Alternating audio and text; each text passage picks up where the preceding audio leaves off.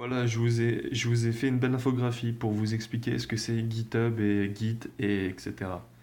En fait, GitHub, c'est juste un site, en fait. C'est un site communautaire. Donc, en soi, ça n'apporte pas vraiment l'aspect. En fait, ça apporte la surcouche collaborative, dans le sens où tu peux interagir comme sur n'importe quel réseau social. Par contre, c'est pas ça qui va s'occuper directement de faire le travail de gestion de version. Git, c'est un outil qui permet de gérer les versions de tes fichiers. En fait, il gère tous les fichiers et les dossiers que tu as dans un dossier racine, dans lequel Git va gérer le différentiel entre différentes versions. En fait, l'intérêt de Git, c'est de te permettre de faire des checkpoints un petit peu, c'est-à-dire des points de sauvegarde d'un ensemble de modifications. Un ensemble de modifications, ça peut concerner plusieurs fichiers en fait. Si tu veux, là on réfléchit plus simplement à l'échelle d'un seul document, mais à l'échelle de toute une arborescence de répertoire. Au commencement, tu fais, en fait, tu ajoutes, par exemple, voilà, tu crées ton répertoire et dedans tu mets trois documents et au premier point de sauvegarde, au premier commit, tu ajoutes ces trois documents. Concrètement, ça veut dire que, enfin, quelles que soient les modifications que tu fais à partir de ce point de sauvegarde, ton travail initial n'est jamais perdu. Quoi que tu fasses après ce point de sauvegarde, tu pourras toujours y revenir. Voilà. Git, en fait, te permet de stocker toutes ces versions, de voir les modifications que tu as faites dans chaque version et de pouvoir y revenir à volonté. Si jamais tu fais une erreur, si jamais l'un de tes collaborateurs a fait une grosse connerie, tu peux toujours revenir à un état stable. Et puis bah ensuite voilà t'as d'autres opérations hein. Tu peux créer donc des points de sauvegarde et avec différents types d'actions donc ça peut être modifier un document qui existe déjà, en supprimer un, en ajouter.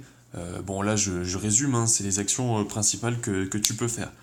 En fait Git va se souvenir uniquement des différences qu'il y a entre deux versions et peut même si t'es arrivé ici peut facilement euh, peut directement en fait te ramener à un point de sauvegarde précédent. Voilà, donc c'est vraiment une sécurité absolue si tu veux que ton travail persiste dans le temps parce que avec Git et puis avec les envois de versions que tu fais sur les serveurs de GitHub, enfin, GitHub c'est un médium, hein. Il y a plein d'autres interfaces pour Git, il y a plein d'autres sites, il y a plein de machins, mais moi je parle de GitHub parce que c'est là-dessus que se passent les grands projets du style ceux lancés par Facebook et Google.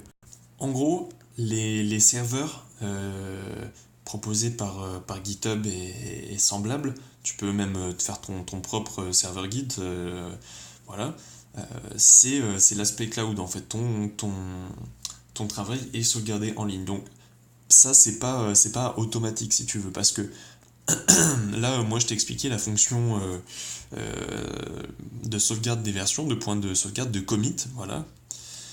Mais je t'ai pas expliqué comment envoyer ça à distance. Parce que là, ce que tu fais, c'est que localement, Git se souvient de ça, mais c'est toujours local. Donc ça veut dire que tu es encore dépendant de ta machine. Voilà, tout est stocké sur ta machine, mais pas en ligne.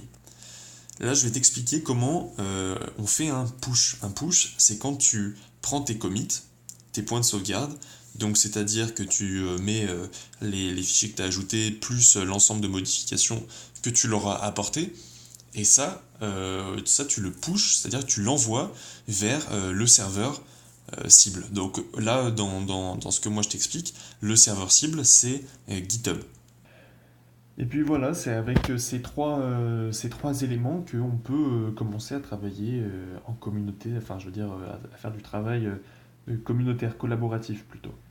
Chaque utilisateur va se connecter via GitHub et puis va utiliser sur sa machine Git pour récupérer les documents qui sont stockés sur les serveurs de GitHub ou voilà, d'un autre site.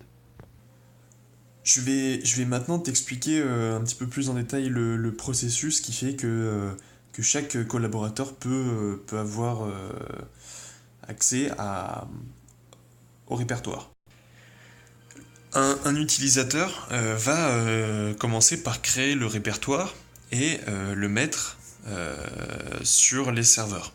Enfin, quand je dis s'en occuper, c'est plutôt qu'il va utiliser Git pour le mettre sur le serveur de GitHub. Il va créer le répertoire.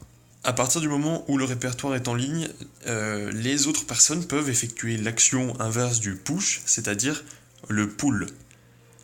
Le pull, donc, c'est l'action de récupérer les documents qui sont stockés sur le serveur, la version la plus récente, par défaut. Parce qu'après, on peut choisir justement la version qu'on récupère. D'où, ça, c'est en relation avec la sécurité que ça représente. Les utilisateurs qui ont récupéré la première version peuvent du coup commencer à apporter des modifications dessus, localement faire des commits, donc faire des groupes de modifications. Donc là, le commit sert avant tout de sécurité, mais est stocké toujours en généralement à des moments critiques de la journée comme le repas de midi ou à la fin de la journée, là où on effectue un pull. Je voulais dire un push, voilà, je me fais avoir à chaque fois. Mais en fait, le push, il pousse pas les fichiers directement, en fait. Il push uniquement les différences qu'il y a entre la version d'origine et la version que le collaborateur envoie et émerge, c'est-à-dire fait fusionner ces versions avec la version principale. Quand un collaborateur, un autre collaborateur veut à son tour faire son push, et qu'il y a eu des modifications sur la branche principale, sur le tronc principal, en fait, là, Git va permettre de faire une action assez particulière. Avant de pousser, le deuxième utilisateur va récupérer la version courante, va faire le calcul des différences entre sa version et la version que l'utilisateur l'autre utilisateur, l'utilisateur bleu a envoyé. Il fait le différentiel de son côté en local grâce à Git, et lui, ce qui pousse, c'est pas seulement ses propres modifications, mais la somme des deux en fait. Voilà.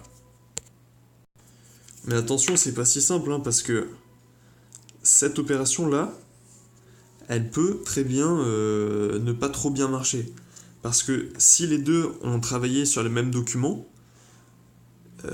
sur les mêmes lignes, sur les mêmes parties, il se peut que se créent ce qu'on appelle des conflits.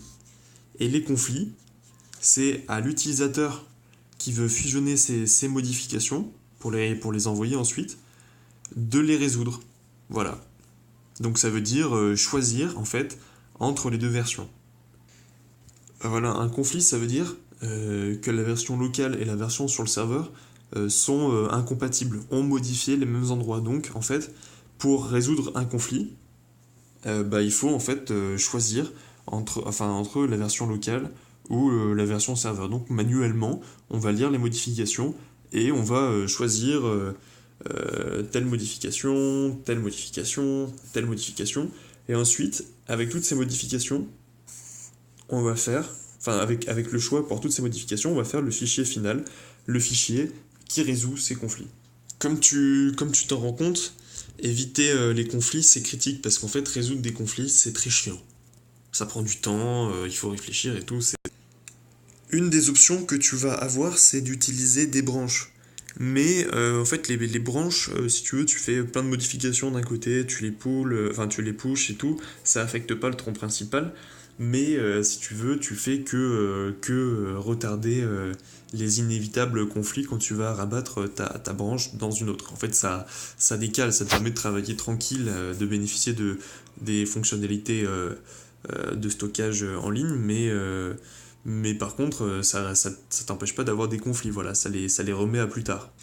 L'autre méthode que je peux te proposer, c'est de fractionner, c'est de modulariser. Donc ça veut dire quoi? Ça veut dire que en fait, au lieu d'avoir un immense et un très très gros fichier, tu vas décomposer ce fichier en plein de petits fichiers.